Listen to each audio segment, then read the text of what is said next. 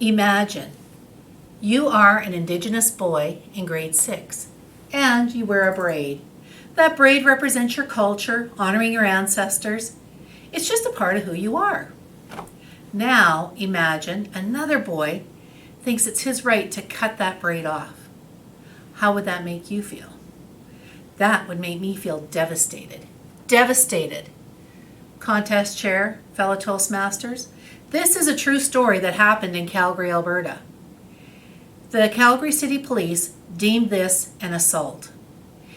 It happened to a little boy named Rafe. When he was being interviewed by the media, they asked him, "What happened?" And he said, "I was leaving school and I heard a snip and I looked on the ground and there was my braid and my elastic." And then they asked him, "How does that make you feel going back to school?" And he said, "I feel scared." He feels scared to go to a place where he should feel safe. This is not okay. We are in the year of 2021 and boys with braids are still being teased and bullied. I needed to find out more. You see, a friend of mine shared with me that she was really concerned about her son starting kindergarten. And she was worried that he may want to cut his braids off. And I thought at the time, you know what, that is a concern. But it didn't really resonate with me right away. And I thought about it and it percolated and percolated. And then I thought, you know what, I need to educate myself. I need to know what's in a braid. So I went to the trusty internet and I looked up braids, boys with braids. And I thought I'd find a book and I'd be done. But it didn't work like that. And after I thought about that, I thought, okay, that makes sense too. Because in the Indigenous culture, tradition is passed down from generation to generation through the elders. What I found was news articles and videos. Now I want to make it really clear at this point that I am not an expert and I do not come from an Indigenous background and I am not Indigenous. I am, however, a supporter of boys with braids. Now back to my little friend. Whenever I see my little friend, his hair is done perfectly every single time.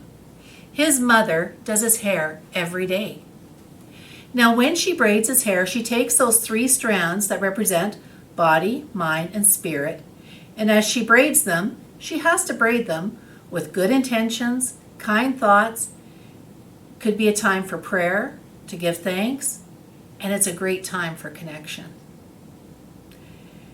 My little friend, one thing he doesn't want is anybody to touch his hair. And the reason is because he never knows what the intentions of that person is. So when they go to touch his hair, he deeks over here and he deeks over there. Now his mother told me she never taught him that. It's like he instinctively knew. What all these boys need is a really great role model. And I found that role model. His name is Michael Linkletter. Now when Michael was younger, he too was teased about his braid. But he took all of his strength and energy and he put it into basketball. And he was pretty good. And he wanted to be an NBA player. The only problem was he was a little on the short side.